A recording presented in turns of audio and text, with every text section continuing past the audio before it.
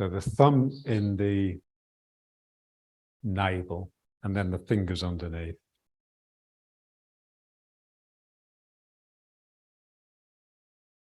And you can just have the back hand just on the sacrum. So we want to appreciate what this posture gives us, which the seated meditation doesn't. So this is really unifying the upper and the lower body. And the two join at this place where our hands are. So there's a sense that the sacrum is the overlap. That's the part that belongs to both the lower body and the upper body. Now, when we stick our bum out, then there's a separation. So now that the sacrum belongs to the spine, to the upper body when I stick my bum out. So this is what we're trying to write. We're trying to just allow the sacrum to sink into the legs. It's like the capstone on the top of the arch. Feel the arch of the legs composed of the bones of the legs. So the hips, thighs, shin bones, feet, with the sacrum at the top slotting in, holding it all together.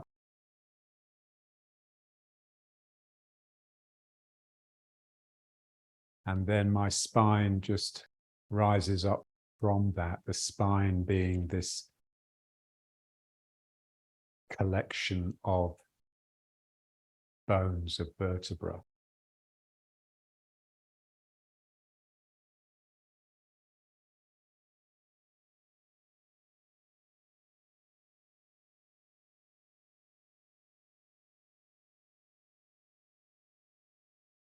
So when the mind congeals or condenses into the Dantian,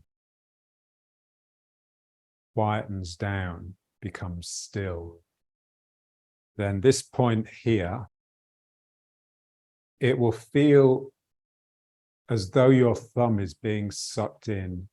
There's a general contraction of the belly area. So mind in Dantian, still mind, quiet mind, is this sense. Something just coming into a point.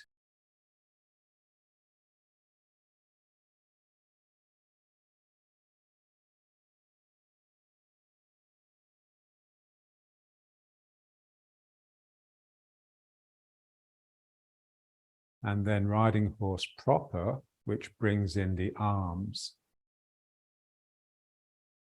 is just mind in Dantian with a compassionate heart, with a heart that is expanding and reaching out.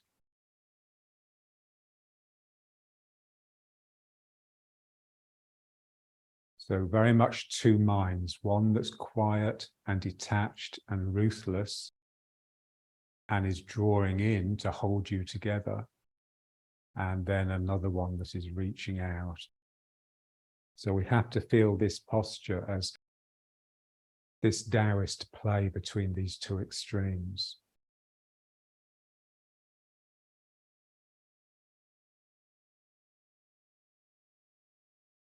So this is pulling yourself together into the Dantian, and this is letting yourself go.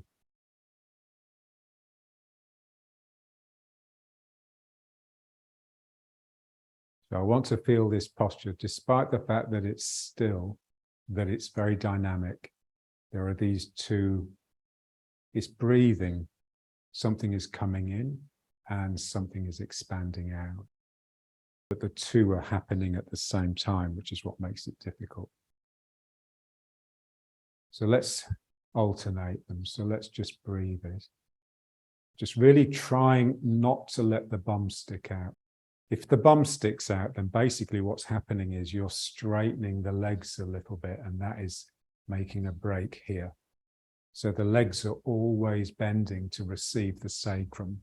So this makes it really difficult. So here you can feel yourself pulling into the belly here.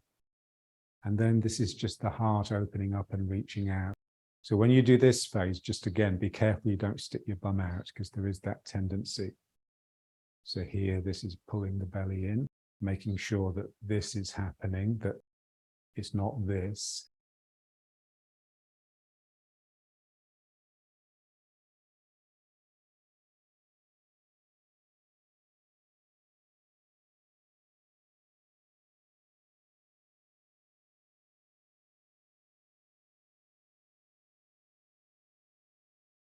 So when I teach people face to face,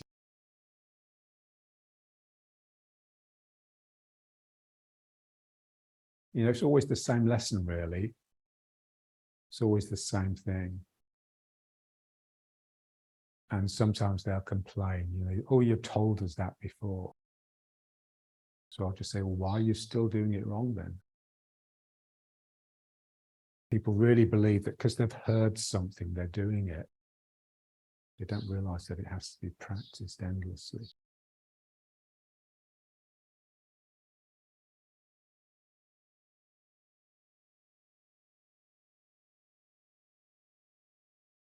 You have to be really careful that practice isn't just going through the motions. It's somehow bringing life to the original insight that's started the practice.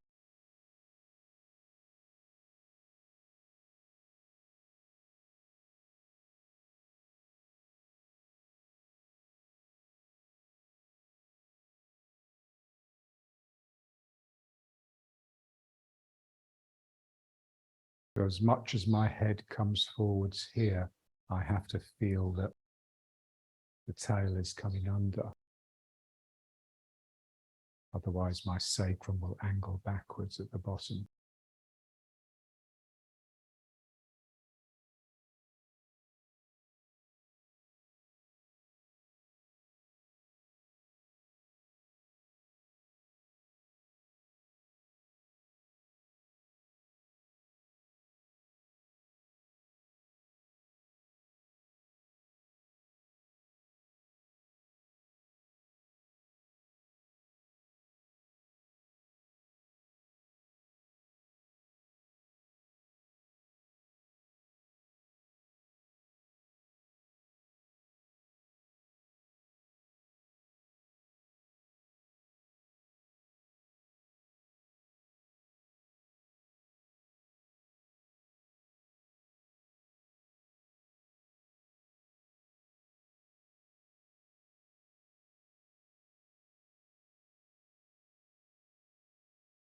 So the legs are sucking.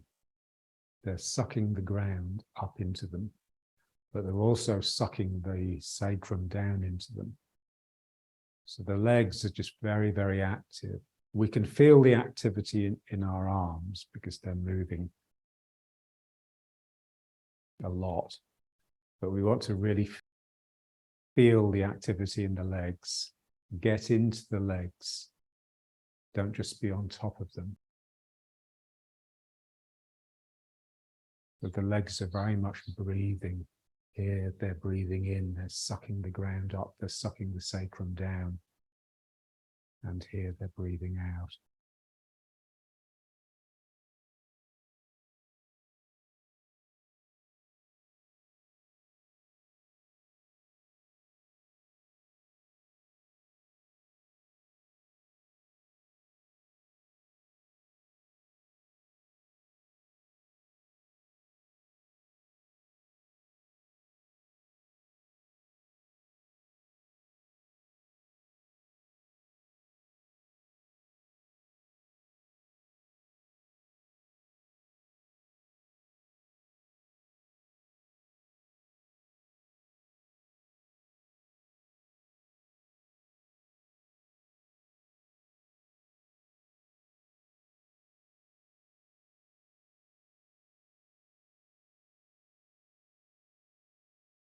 We'd like everything that we do to be an expression of our root, to be an expression of our lower body's relationship with the ground,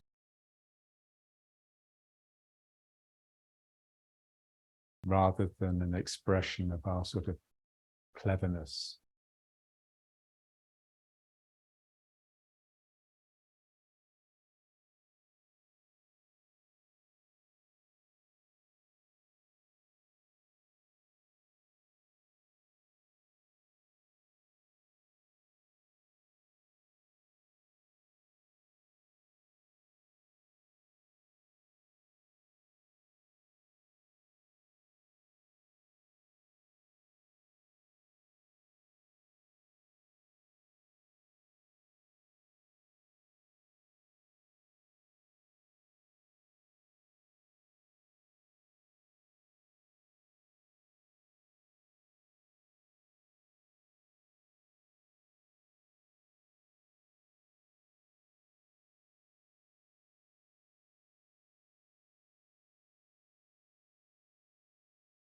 So it's very difficult, if not impossible. So just feeling that rather than perched on top of something, either on top of your legs or on top of the ground, you're reaching down into the ground all the time. These tentacles of energy that come out of your back here, out of your sacroiliac joints, really, out of the sacrum, but they're reaching down the legs and into the ground.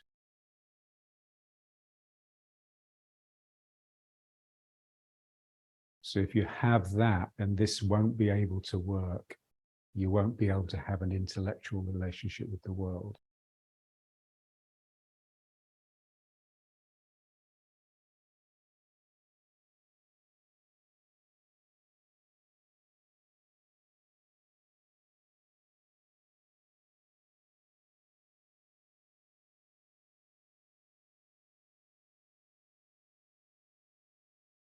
So making a spiral. So starting off with like a small circle and slowly the radius of curvature is increasing and increasing so that by the time you're here, it's really big. Starting off modest.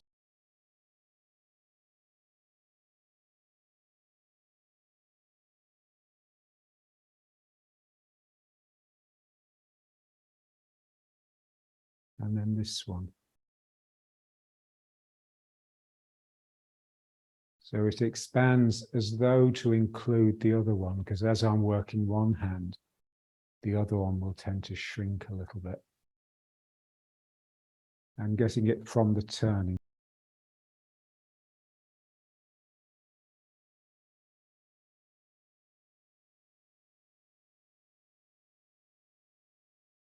So it's more than a complete circle.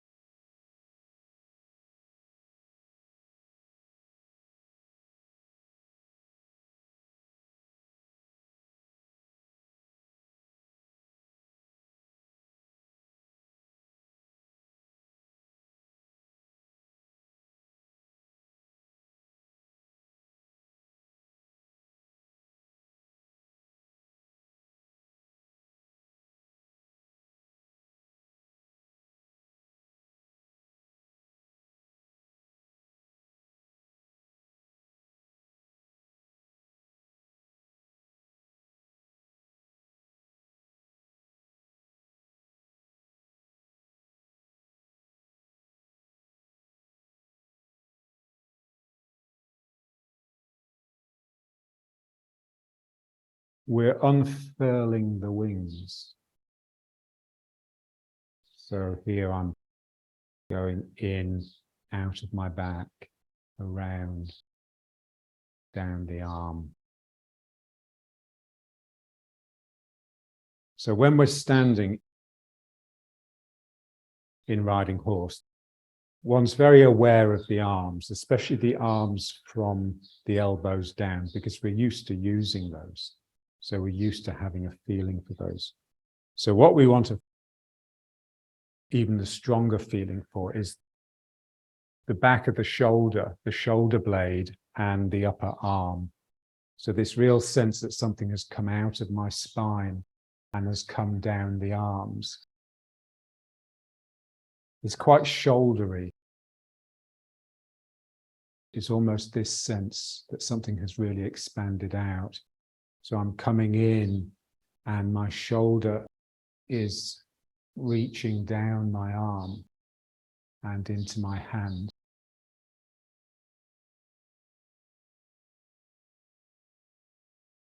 If you think of the arms coming out of the spine, then they're really thick where they come out of the spine, but they gradually taper into nothingness, into just pure energy here. And so we don't want the feeling that we have these big, clever hands in front of us. It's much more like a whip.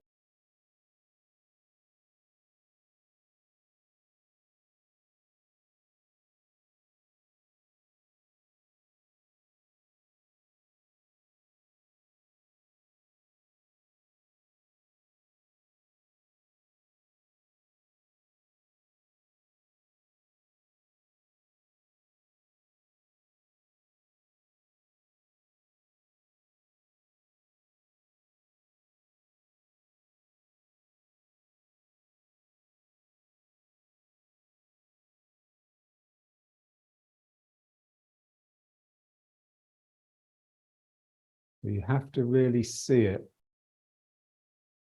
And you have to know how to make the imagination into an energetic reality.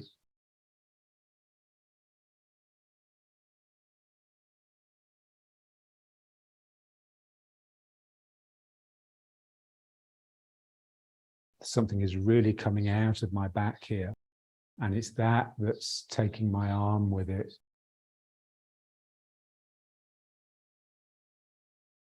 Feel that level of intensity that's required.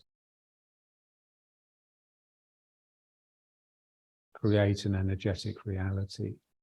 It's real, intense, concentrated mind, but not a mind that has a picture beforehand. It's just a mind that's focusing to get the energy moving, and then it's as surprised as everyone else by what comes out.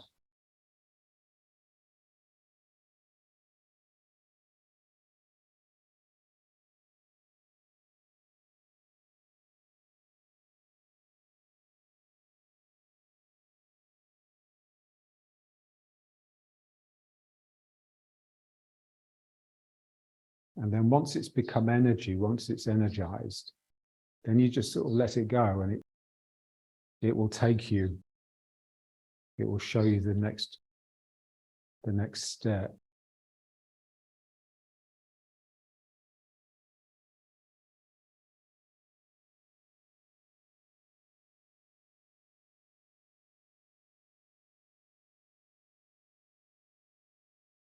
And then bring it down into the hips. So what we'd like is the same feeling here, the wings of the hips. Doing the same thing with my hand, but I'm focusing more now on lower down. So just taking it through this point here, and it comes out of the back, around, and it will go down into the ground, so the arm doesn't need to come up as high.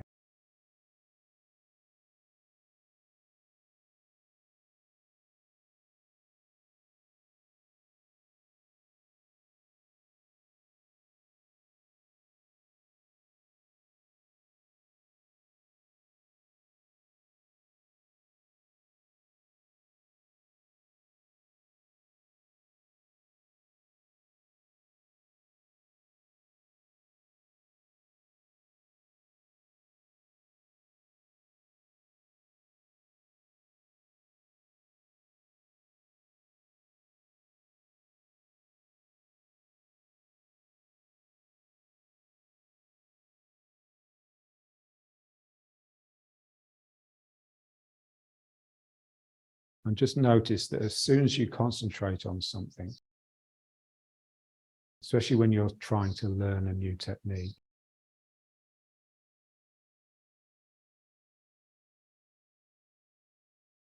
your sacrum will come out of the lower body and just become part of the spine. So once you're at that point where the average person would stop thinking, oh yeah, I know it now, that's when the real work starts, because that's when you have to just get the sacrum back into the legs.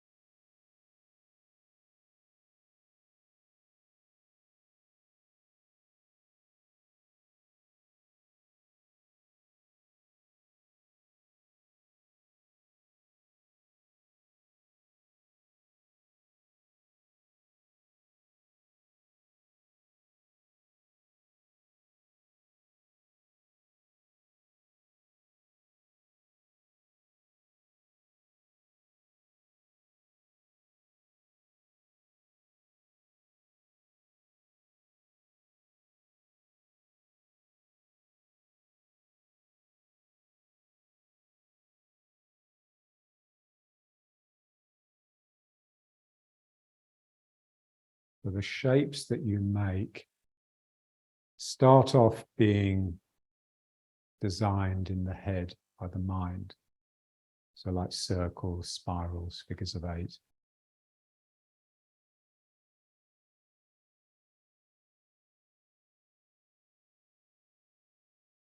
When it reconnects to the ground, then you can just let it go and just, it approximates what the mind is happy with.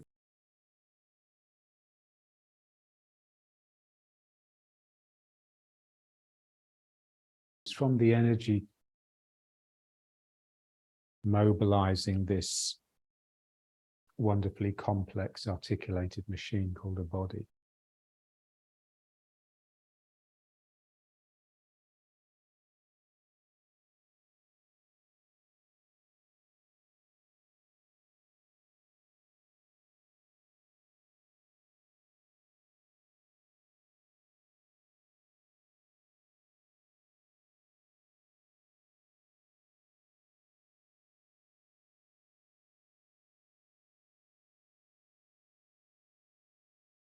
This movement is the ground's energy expressing itself through the body.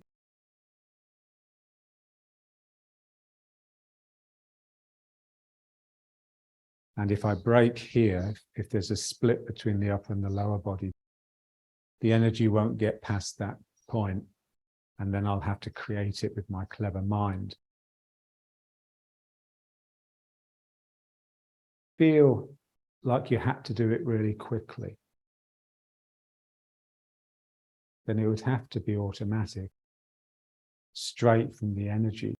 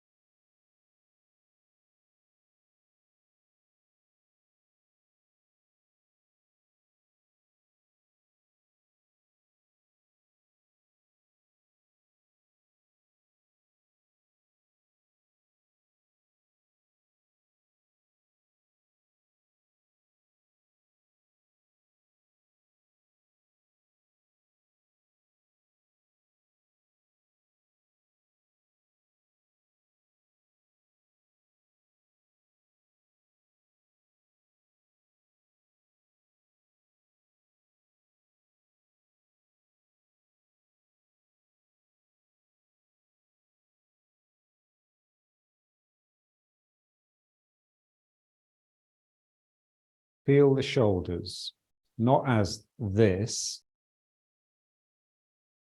the shoulder blade, this plate that comes out of the spine and then around here. Get the width into the arms. So rather than it just being two arms that are just reaching forwards, I really want to feel, especially here, a press backwards into this pocket. In the same way that there's like a press upwards into the armpit, pushing in here to get my shoulder blade just to move back and out a little bit. And then the same here.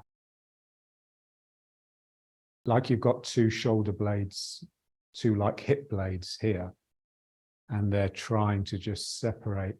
They're going back and out. The hollow chest, really, and the hollow groin.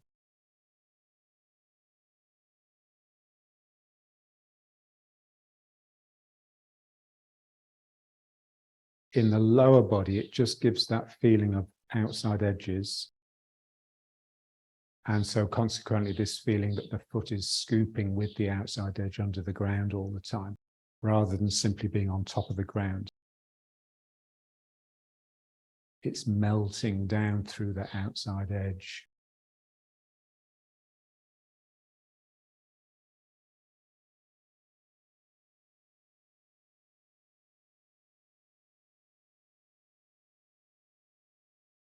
Like a tentacle.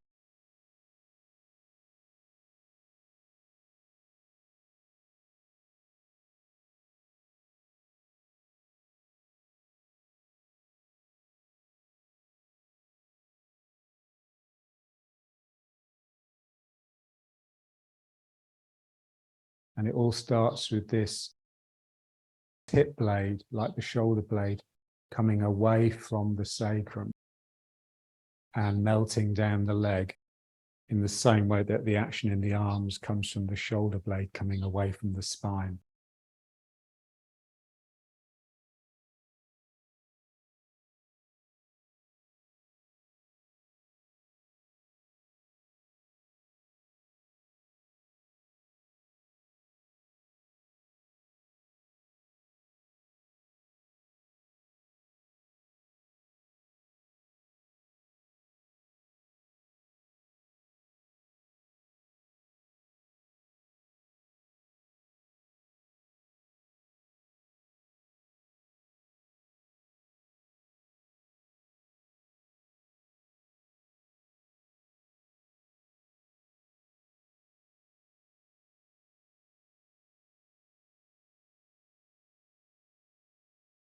So as it starts expanding from here, that's actually keeping you back because the foot is sort of pressing the ground at that point.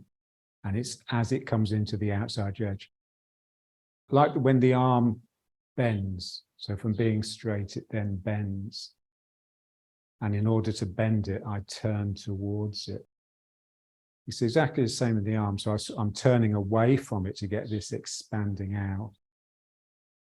And then it's the turning towards the leg that actually starts the leg curling up and starts that outside edge cutting under.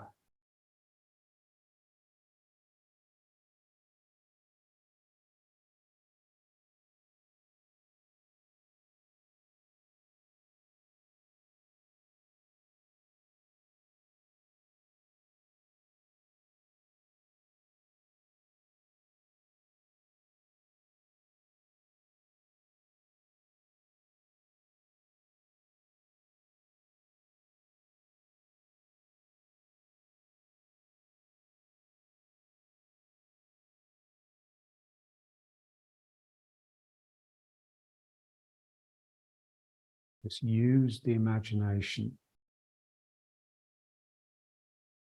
And so, you know, in the classics where it says, use mind rather than force, this is what they mean. It's really spirit. Something in me really grows out of that hip and then it can come under. So imagination becomes reality.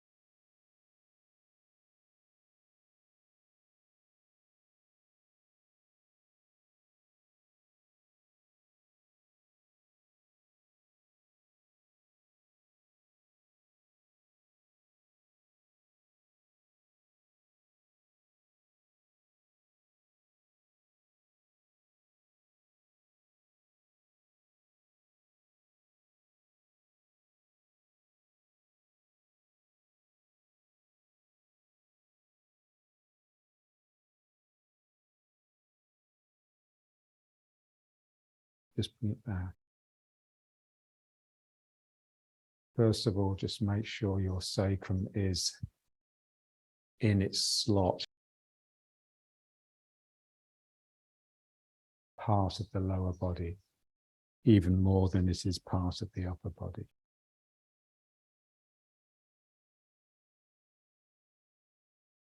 Feel that the shoulders want to go out and up a little bit.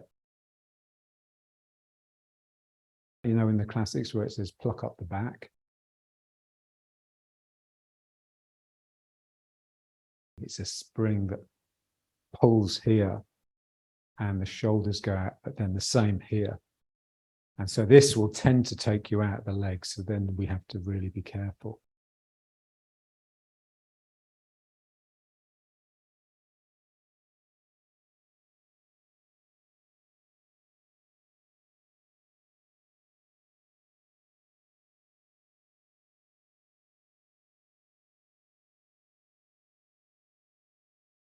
And the intensity feels like it's sort of just building up heat.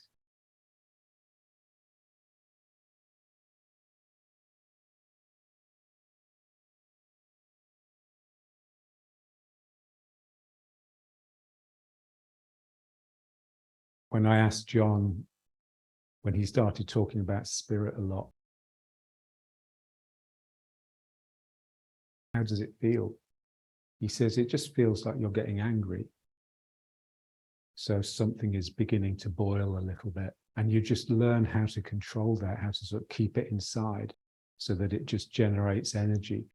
And then it's the energy that just fills out the posture and gives you the correct shape rather than the mind thinking, oh yeah, I have to do this.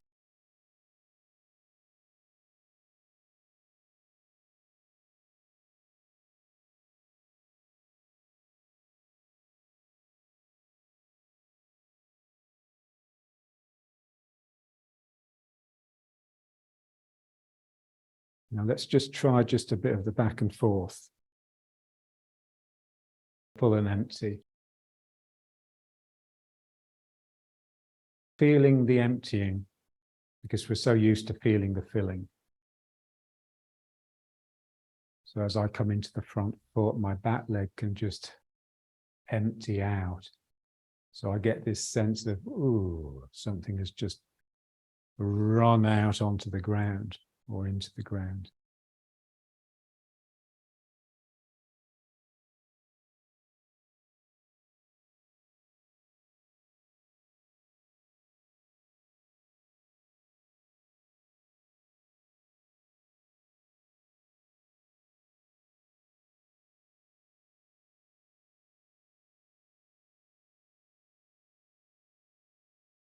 Endeavor to keep the hips.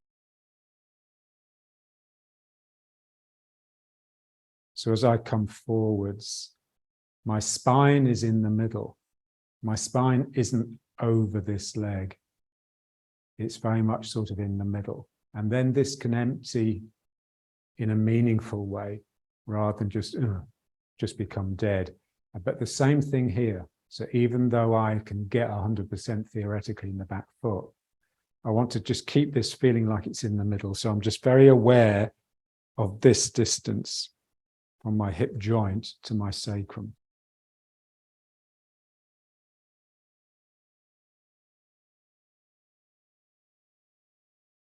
Just let go of the leg whilst retaining some control here.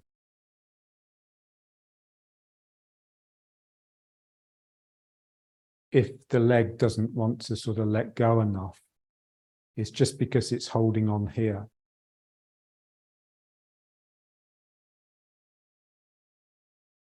You haven't clearly distinguished full and empty.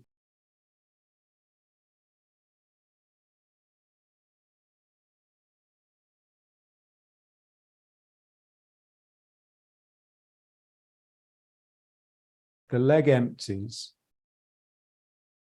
And then when it fills, what does it fill with? So there's a sense that it's filling with me. But what I want really is as I come forwards for it to fill with the ground. As I come into the foot, something is coming up the leg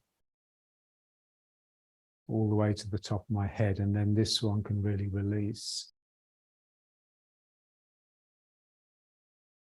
There's a movement down flowing out of the empty leg, and then there's a movement coming in from the ground and up all the way to the top of the head and beyond. So again, it's breathing. So the leg is breathing out here, and then the leg breathes in, and so what it breathes in is the ground. I don't want it to breathe in me.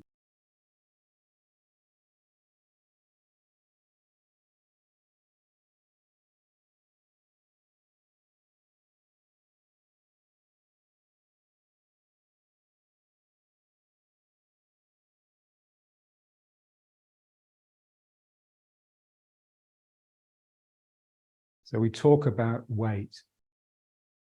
You know, you put your weight into the front foot, you put your weight into the back foot. What is the weight? It's just the earth acting upon your mass. So it's gravity, really. It's much more a function of the earth than it is of you.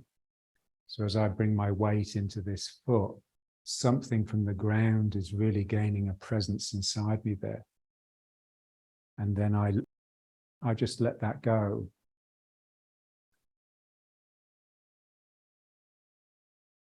And we just want to feel these two phases as being quite different, the same as the in-breath and the out-breath when you breathe are very different. So the out-breath always has a sense of just relaxing and just letting go, and the in-breath has this sense of gathering. Here I'm just sort of letting go in the leg. And then here I'm breathing in to the leg from the ground.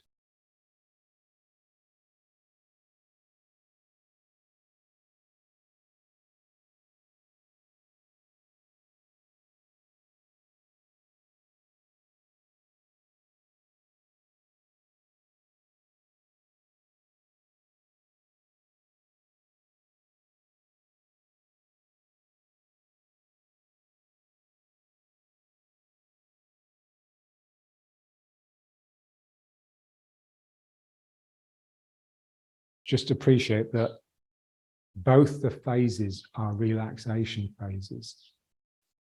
So here I'm relaxing the ground out of my leg. And then here I'm relaxing the ground into my leg. So the ground is coming up because I am bringing my body over the foot. That flow upwards is very natural if I can just stay relaxed.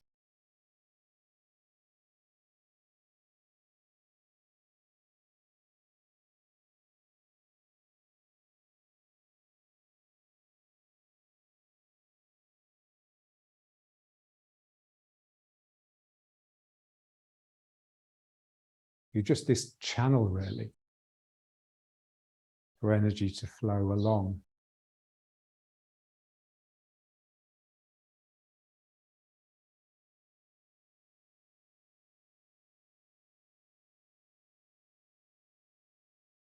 Back leg is now emptying out. And then the back leg is filling up, but from the ground.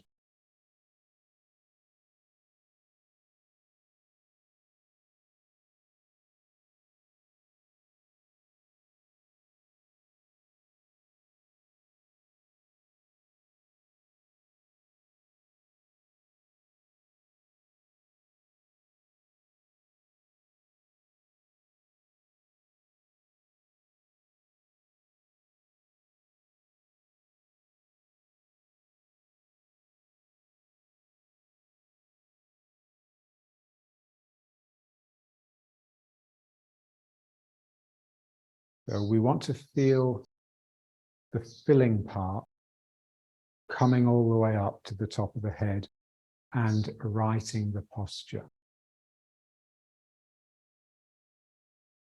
As I come into the leg, this coil of strength comes up.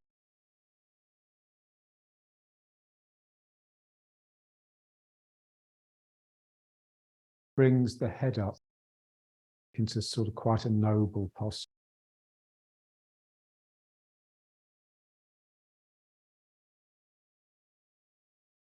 So this is important because a lot of Tai Chi is very sort of curved spine.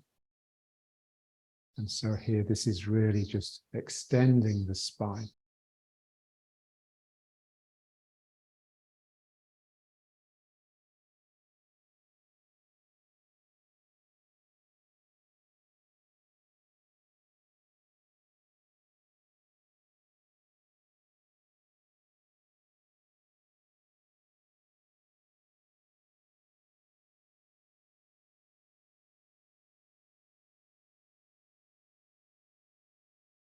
And then let's just change the legs.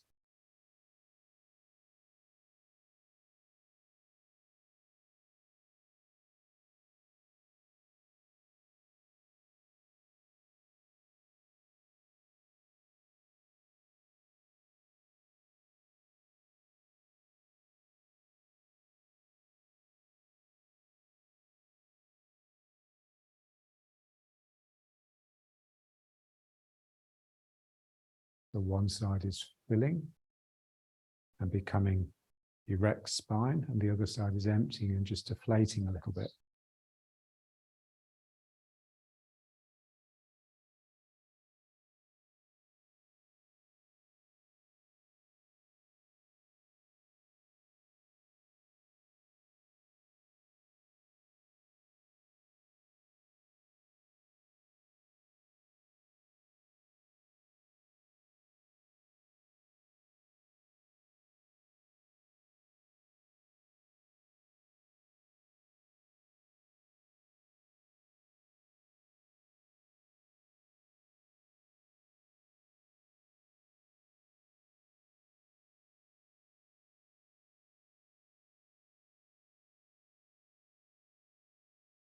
So as you come into the leg, the energy comes up to the hip, jumps across the sacrum, and then it just starts jumping across the vertebrae.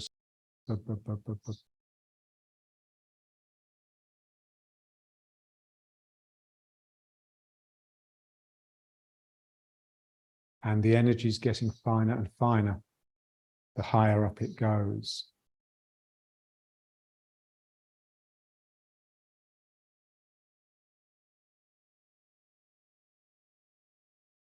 Get that energy to pass down into the opposite arm. There's a continuity from my foot to my hand, but there's a real transformation that's gone on in the process. So the energy that comes out the hand is very different from the energy that's coming at the foot, because it's passed through my relaxed but enthusiastic body.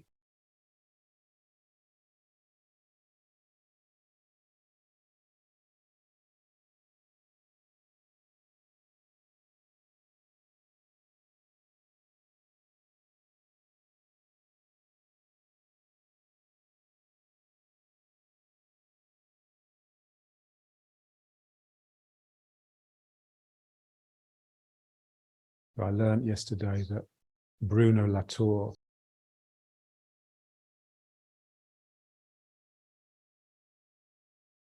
he died last year. And I remembered that beautiful quote of his, "My kingdom for an embodied body." A body that's fully embodied is just a body that's charged with spirit, a body that's alive.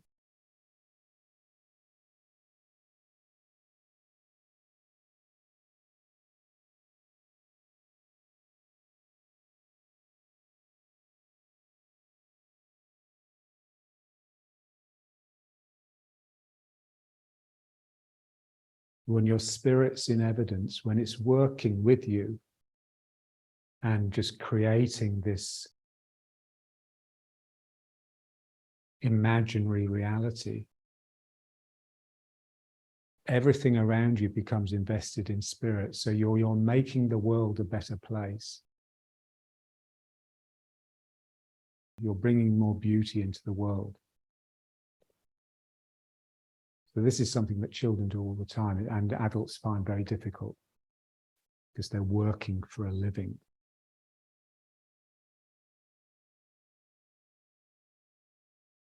Yesterday's Zoom, it was just me and Mary. Whenever it's just me and her, I'm always inspired because she's just so soft and such a lovely person. She told me at the end that what she really loves about Tai Chi is that it sparks her imagination and allows her to become a child again. And I thought, yeah, that's exactly it.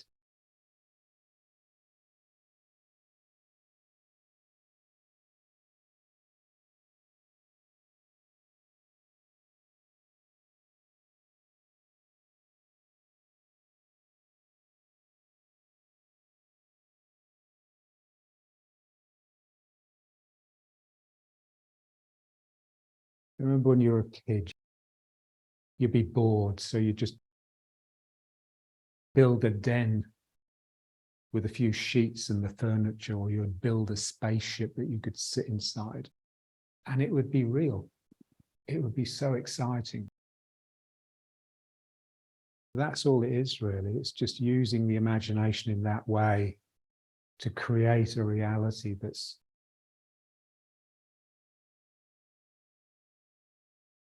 immaterial, but full of energy and spirit.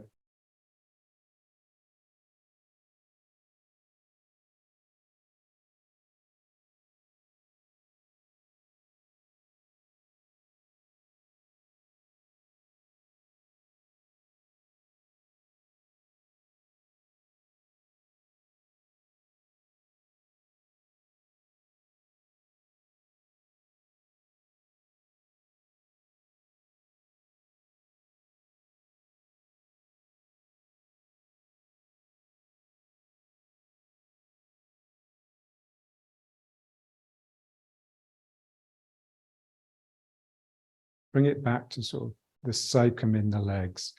So that's always a bit grim. But it's like the foundation. You don't have the foundation, then everything that you produce on top of that foundation is not quite real. You've had to make it with your mind, and that's completely the wrong type of imagination.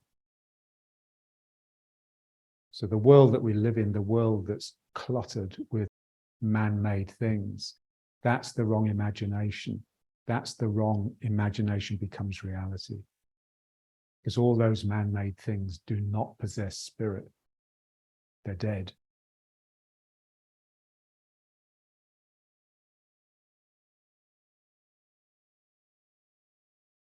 So this has to get in. Now that's difficult and it takes a lot of practice. But without that, then there's just no spirit really. Or the spirit is spirit that's serving your ego, and there's nothing more disgusting.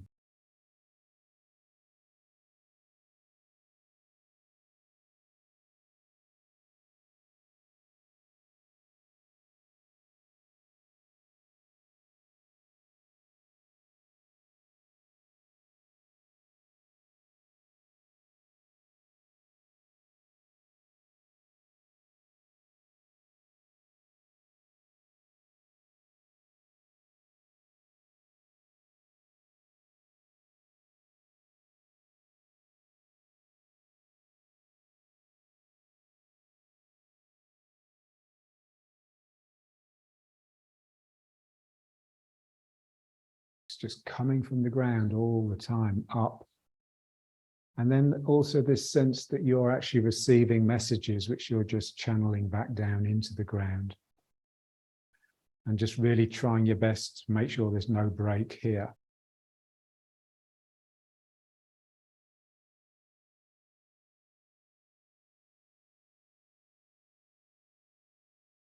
Just reach out and just bring it in to here. So like you're just coming into prayer posture. And then just bring it down into the dantian, and then let it split down into the legs.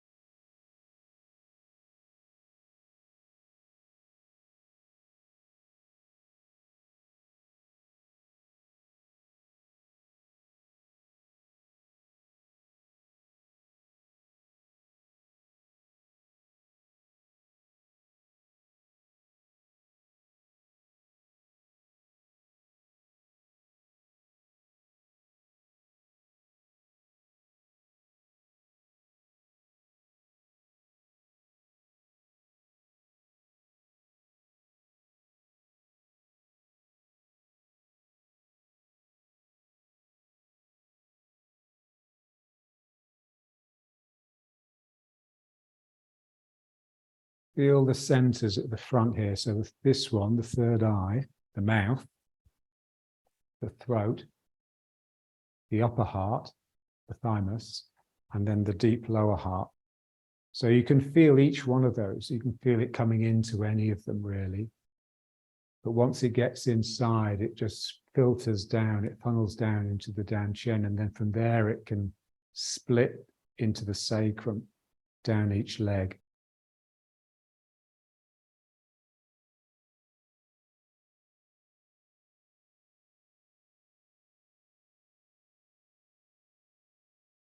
So you're just a primitive creature that's attached to the ground, surrounded by this medium full of these currents which are getting all these twists and turns going on. So you're being affected by the air, and you're also affected by the energy that's coming up you and that's coming out into you and down you.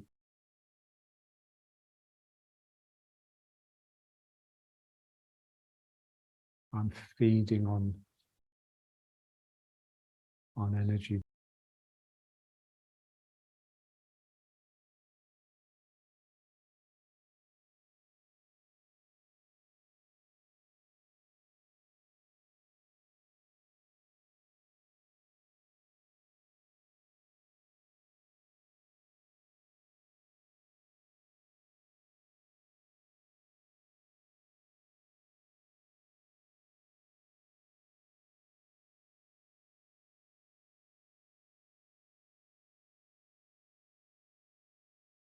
As soon as you start enjoying yourself, the bum sticks out.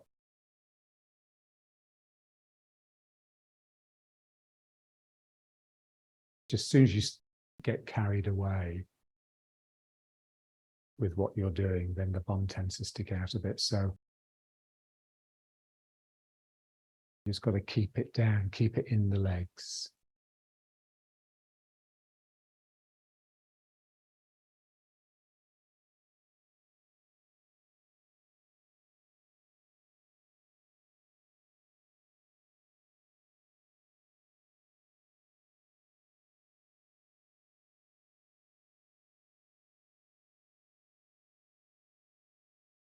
So John once said to me, progress at Tai Chi is a series of going back to square one.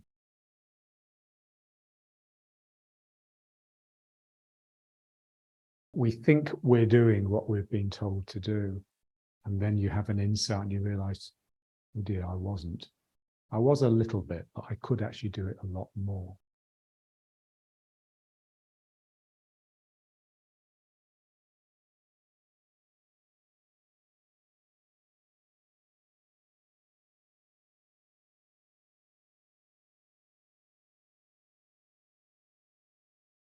Bring the arms out and just stand. And now you just are this channel. You're channeling the heavens down and the earth upwards.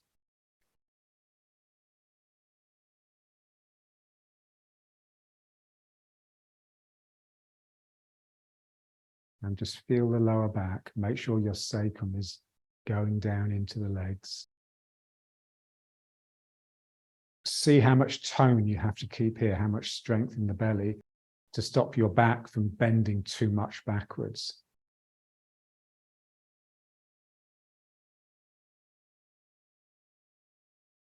So the belt of the waist has to really tighten to hold this, because this is quite heavy.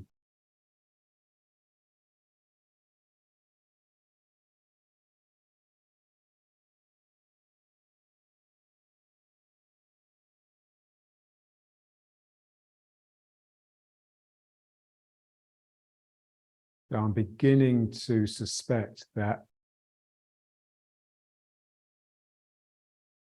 it's a lot more difficult for a man to have this right than it is for a woman.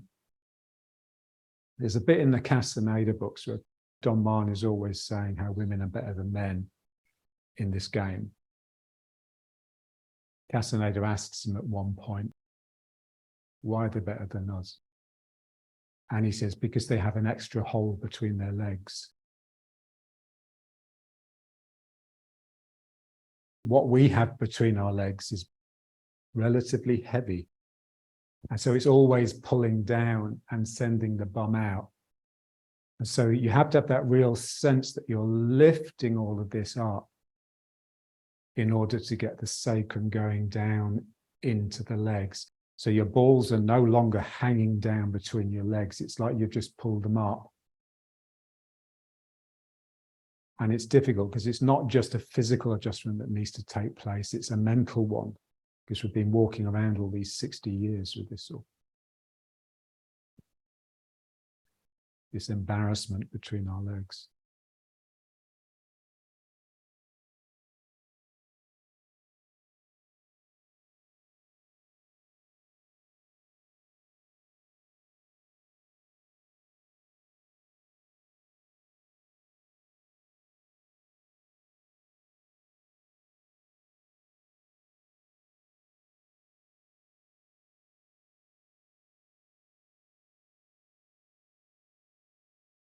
Yeah, so it's just a posture of prayer, really.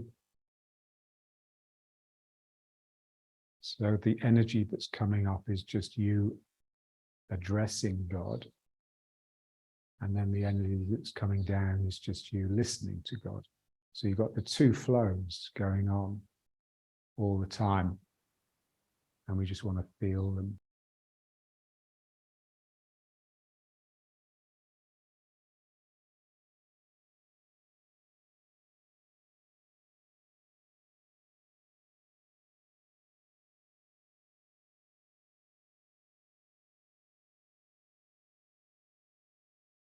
Feel the danchen. The danchen is at the top of the root system. The root system is really your lower body. So just feel that your lower body is actually in the ground. And your danchen is just the very bottom of the trunk of the tree. And your heart is like the bottom of the crown of the tree. If you think of the arms being cradling the crown of the tree here, then your heart is at the very bottom of that. So there's a real symmetry.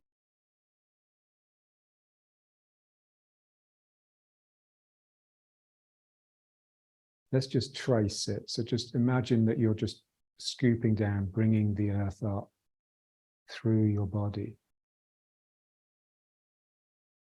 out, and then it reaches over this canopy, and then reverse it.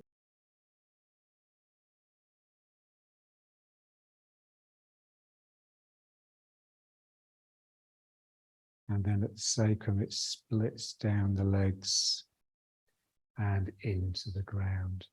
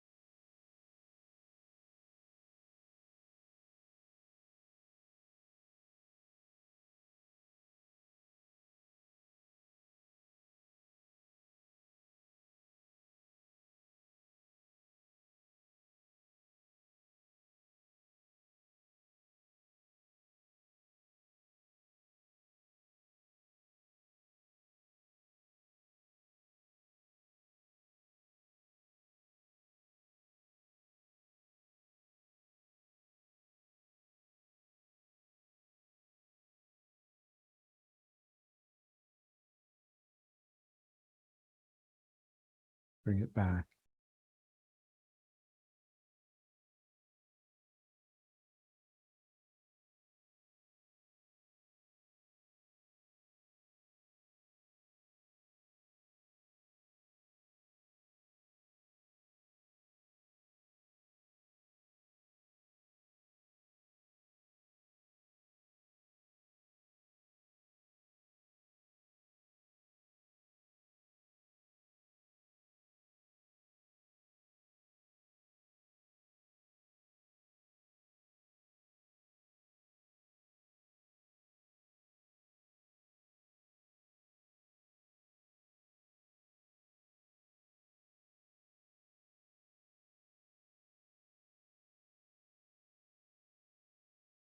Really get down to earth. Let's sit. And just get the legs really spread.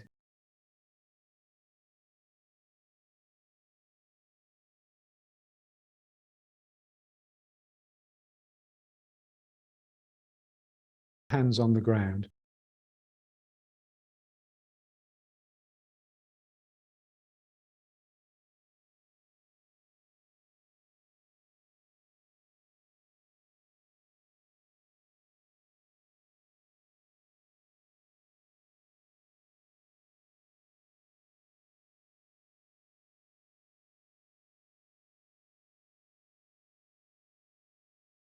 Relax. So just allow the ground to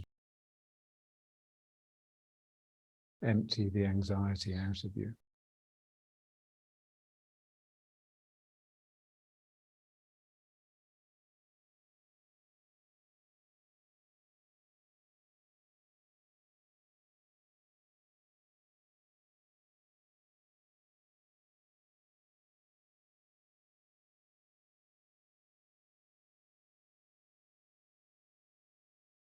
So when I work with my students, I think that my favorite exercise that we do together, we're both sitting like this on the floor opposite each other. So they've got their legs spread, I've got mine spread. I'm normally using mine to sort of push their legs even more open. And then we just hold hands and the other hand is on the floor somewhere and just wait.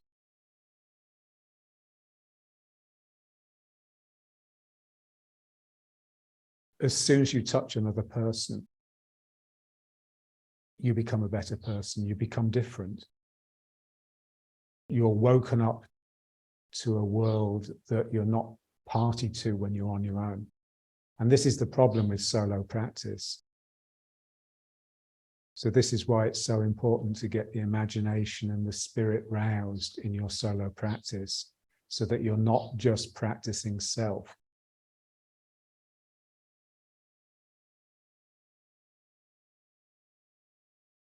We can sit like this for 10 minutes, changing hands every now and then. You can really feel the other person settling.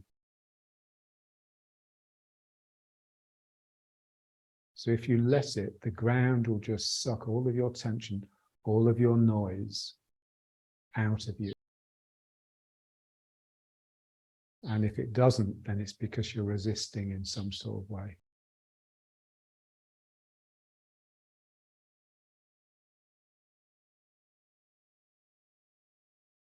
Even the meditation cushion is insulating.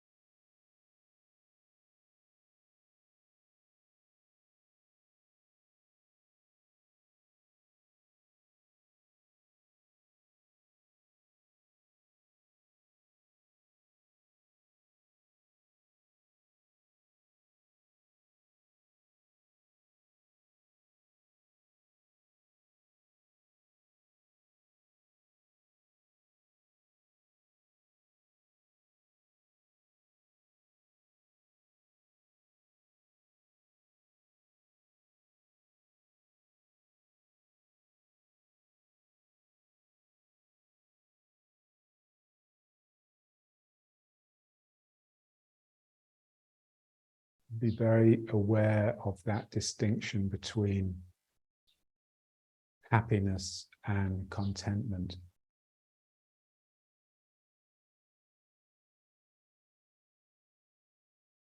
Contentment is just sort of peace of mind or inner peace. Remember that Eckhart Tolle quote?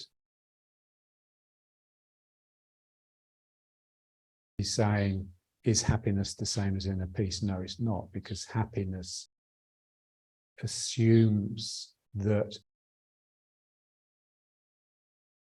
the perceptions are positive. It assumes a certain positivity, whereas inner peace does not. It's neutral. So as soon as you expect happiness, then you've introduced the idea of unhappiness. Your guarantee is you're going to be unhappy far more times than you're going to be happy. Whereas inner peace is just this neutral ground. It's neither one nor the other.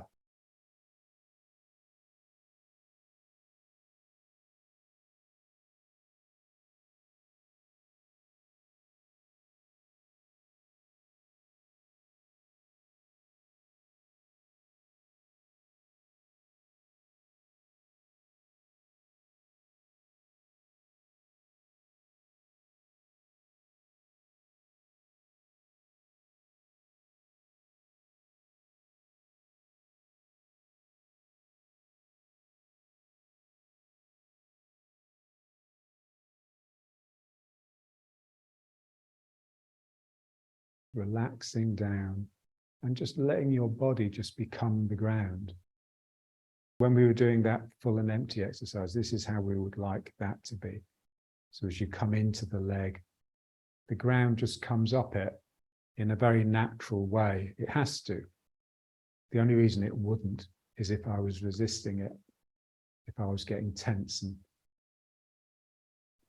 trying to hold myself up by pushing the ground away from me. If I just relax and just let the ground come up, then it will do the job.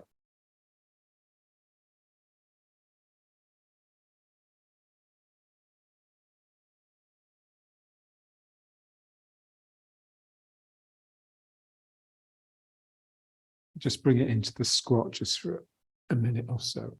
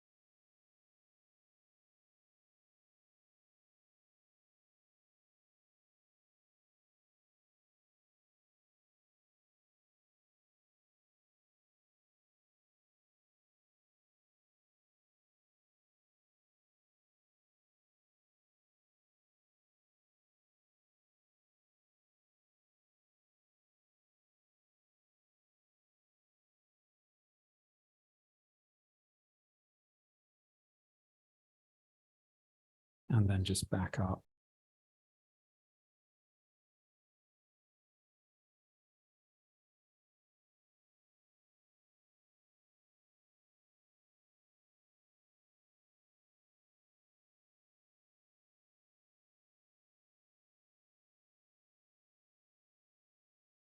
I always think of when kids play imaginative games.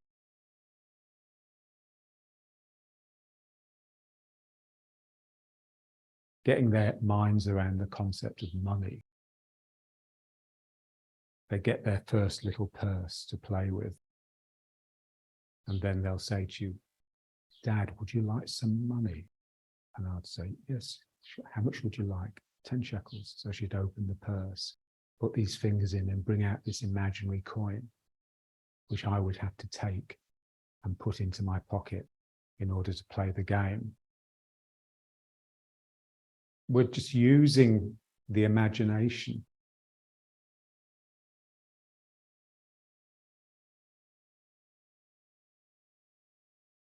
If you get accustomed to that, it's no longer imaginary. It becomes real. It becomes energetic. It becomes aspects of energy.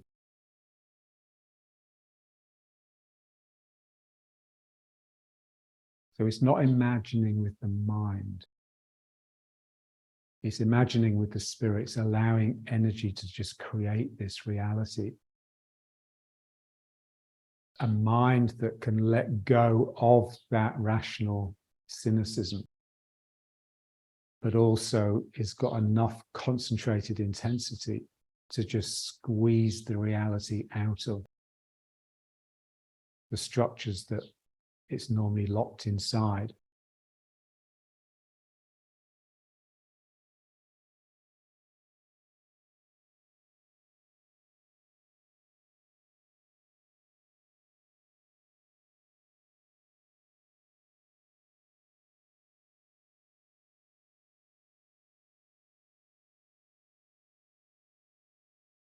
So the difficulty here is just making sure that the sacrum remains part of the lower body.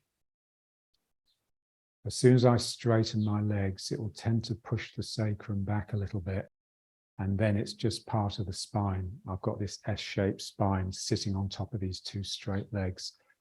So there's always a sense that you're bending the legs, and my legs are trying to suck my sacrum into it. And that will probably give you a feeling that you're leaning back slightly, but that's fine. And if it means that you have to bend the legs more than your teacher, then so be it.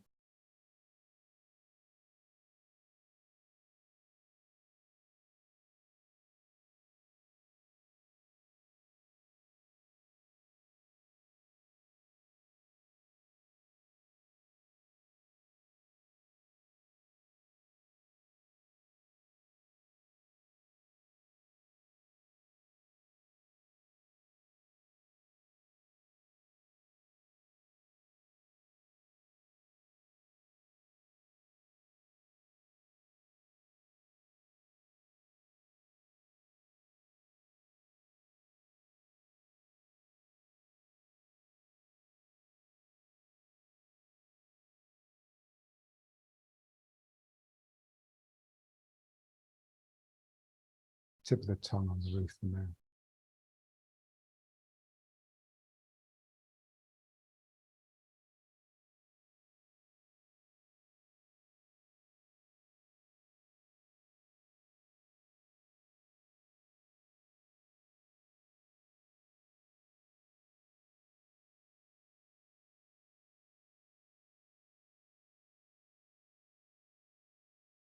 So you should feel settled in the dantian, but energetically like you're on an emotional precipice. Like you could leap into action or burst into tears or scream your heart out at the drop of a hat. Being on a short fuse.